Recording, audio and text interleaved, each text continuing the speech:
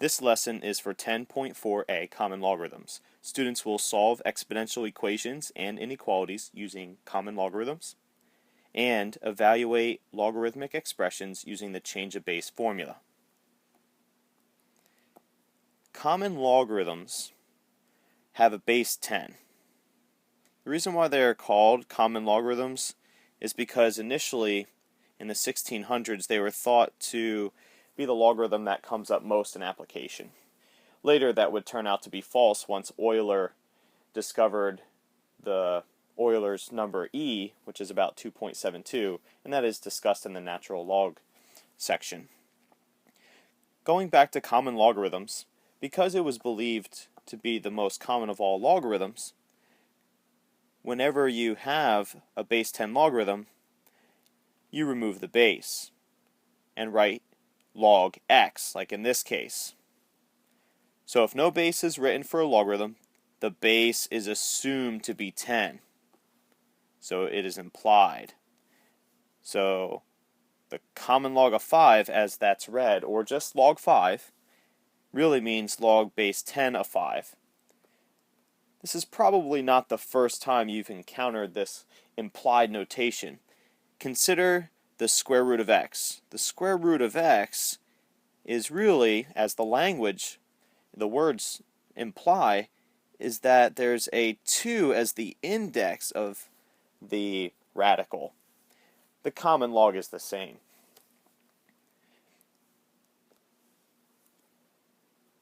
To begin, we will use a calculator to evaluate each expression to 4 decimal places. That will be the standard for our class when rounding for logarithms. In the first example, we have the common log of 6. So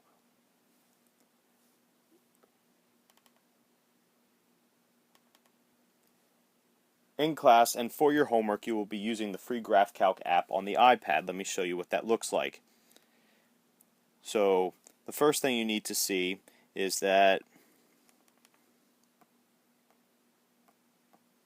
there's a FUNC for function, and this is all under the equation tab in the free GraphCalc app. So you press function, and then that will give you the log base 10, the common logarithm option, so you select it.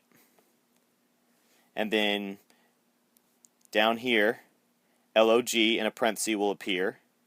Then you type a 6, then you close the parenthesis, and then you hit equal, and then you get your answer, and you'll want to round that to 4 decimal places.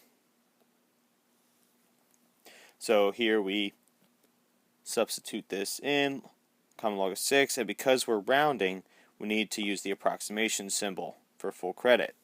And we get to 4 decimal places 0.7782.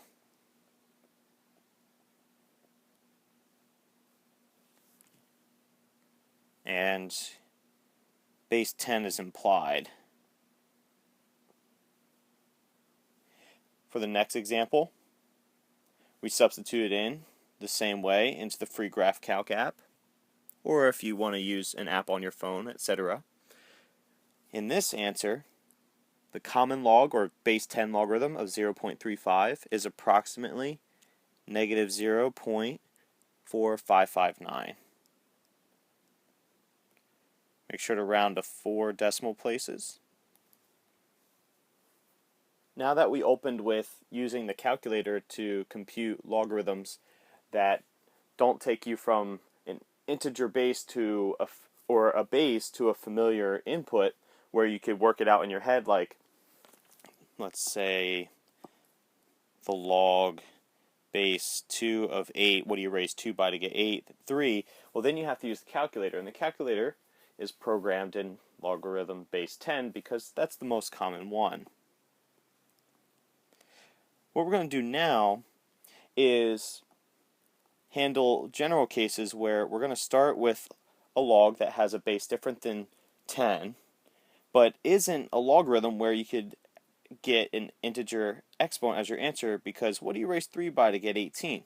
18 is not a perfect power of 3. So we're going to need the help of the calculator here. So this is where the change of base formula comes into play. You could take a log of any base, in this case just base a, and you can rewrite using common logarithms. Understand that the number that is visibly higher goes into the common logarithm in the numerator, and then the number that's the base that is visibly lower goes into the common logarithm in the denominator. So for the first example, we rewrite as the common log of 18 over the common log of 3. The 3 is the number that you come to first from left to right. It is written in the denominator, so really you want to look at the number that's visibly higher, like the 18 is not superscripted. Well, really I want to say that the 3 is subscripted, so that's why it goes into the common logarithm in the denominator. Now that we use the change of base formula so that we are working with a common logarithm, we can now input this ratio into the calculator. Be very careful when you do so. You'll need parentheses, like the following. In the calculator, we will input this as the common log, and then I'll come up with a parenthesis right away. You put in the numerator first, 18. Close that parenthesis, very important. Close that parenthesis before hitting divide. And then you hit the log again. Open up right away with a parenthesis. Put the 3 in. You need to close it if you're using the free GraphCalc app. And then you hit equals. Rounding to 4 decimal places, we find that the answer is about 2.6309.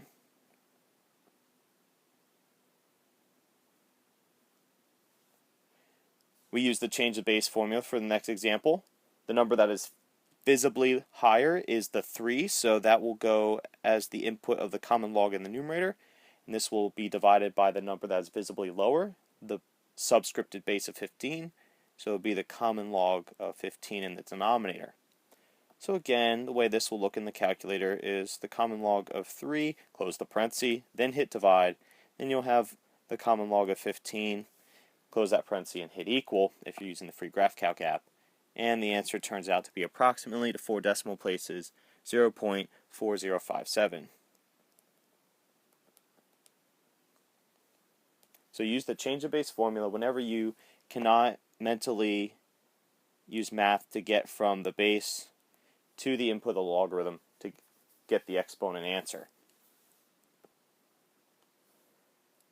Moving on to the next section, we are now going to apply what we're learning here with the common logarithm and how to use the calculator to solving logarithmic equations where, as you can see in our first example, where the base is 5 and then on the other side is 62, they're not like exact powers of one another. 5 to what power 62, we don't really know because it's not going to be an integer answer. So that being said, we have some steps for solving these types of equations. What you want to do first is take the common logarithm of both sides of the equation. That's a new property of equality, or the property of equality that we've always used is that what you do to one side, you do to the other. And then from there, use properties of logarithms to solve. Namely, we will use the power property of logarithms. The power property states that if you are taking the log of something, say a to the p, then you can move that exponent down in front and now multiply it by that logarithm. The reason why this is helpful in this example is because the variable is in the exponent, and the power property is allowed to move that exponent down to multiplication, so then we could solve for it using the 4 operations: addition, subtraction, multiplication, and division. So in this first example, we'll start off by taking the common log of both sides of the equation. What you do to one side, you could do to the other. So that's why you could take the common log of both sides. Now, the reason why I knew to do this is because the variable's in the exponent, and logarithms is the only thing in math that has the definition of the power property that allows you to move an exponent into multiplication. That's what we're going to do next. So I take that x out front and multiply it by the common log of 5. So I get x common log of 5 is equal to the common log of 62. Now, logarithms are just numbers. They are specifically exponents that get you from the base to the input of the log. So the common log of 5, if you put that into the calculator right now, you will get an approximation.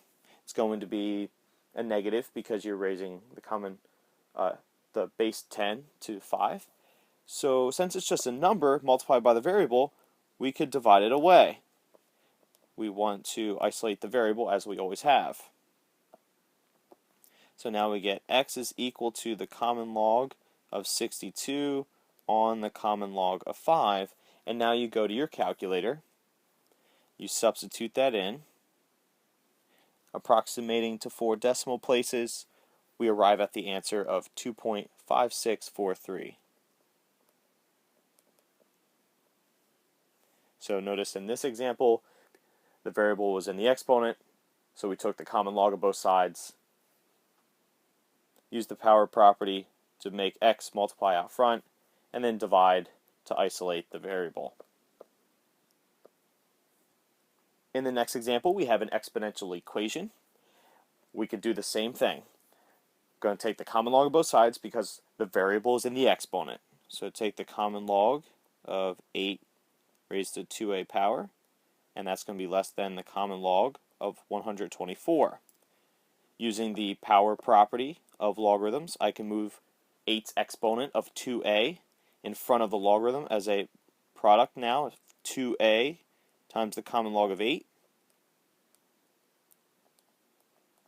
Remember, the goal is to isolate the variable, so we're trying to find out what its value equals, or in this case it's going to be an inequality in the end, but right now the variable a is multiplied by the common log of 8 as well as 2. So when we isolate the variable, we're going to divide by 2 as well as the log of 8. So the 2's will divide out, and the common log of 8, whatever decimal approximation that equals, will also divide out. Because it was multiplication on the left, it's the same as division on the right. So now we get a is less than the common log of 124 all over 2 times the common log of 8. Now when we input this into the calculator, it will look like the following. We'll have the log parenthesis 124, close that parenthesis, then hit divide, and now because the denominator has more than one term, we must use parentheses. So I'm going to make it a little bit larger for emphasis, and then it'll be 2, and then you could just hit function and then choose the common log. Parenthesis comes up, hit 8, and then close that parenthesis, and then you'll also have to close the parenthesis that is making the denominator one group. And we get the following approximation. 1.159, because the fourth digit is 0, I won't write it, so we get a is less than that value. So as long as you don't multiply or divide by a negative, the properties of inequality are the same as equality. So we took the common log of both sides and used the power property to bring the exponent that was in the variable in the exponent down and multiplied it in front of the common logarithm, so then we could isolate. The last example is quite challenging on the Algebra 1 level in terms of being able to solve many step equations, but the start is still the same. We have variables in the exponent, so we want to take the common log of both sides of the equation.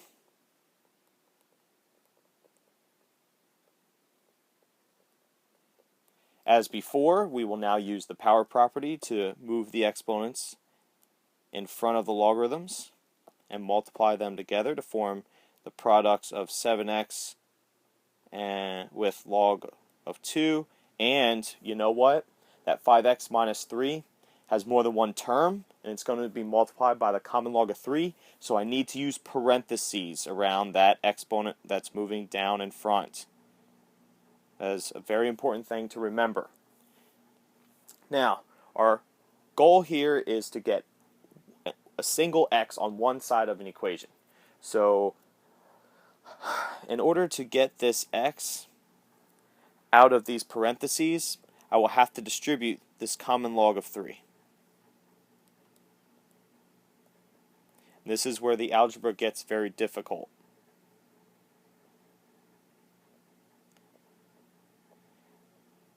What will guide you through it since you're just going to be using your inverse operations for solving equations, just keep in mind that you need to get the x by itself on one side. So here we have to pop the parentheses, and now what we could do is take this term and bring it to the other side so it joins the x on the left.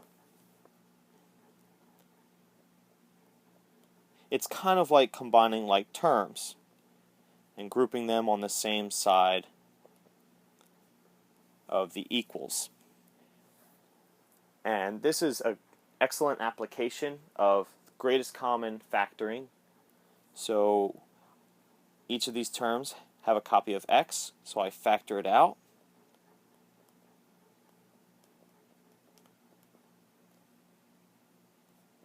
As you can see, factoring, specifically GCF, has the power of taking x that is in two or more places and making it a single copy. So now we have x times all of this, which is really just a number. So we can divide it to the other side.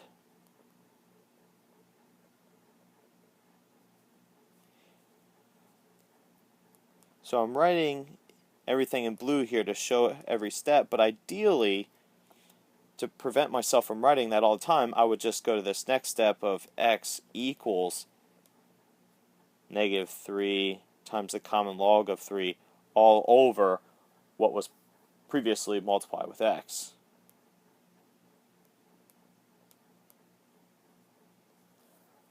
So that now we have to put into the calculator, and you want to wait to use the calculator until as long as possible, because the sooner you use the calculator, the sooner you round, and every time you use a rounded answer, your answer is going to become less precise. So to put this into the calculator, you will do the following. The numerator you input as you see it, -3 log parentheses 3, close the parentheses, and then hit divide like we've been doing. Now for the denominator, like in the earlier example, we have to put it in parentheses because it has more than one term. So we do the big parenthesis here, then 7 times the common log of 2, close that parenthesis before you do the subtraction, so that doesn't count as being an input of the logarithm. So minus, then 5, common log, parenthesis 3, close that parenthesis, and then you also have to close the parenthesis for the whole denominator. Then you input that into the calculator, and your final answer, using the approximation symbol for full credit, x is approximately 5.1415.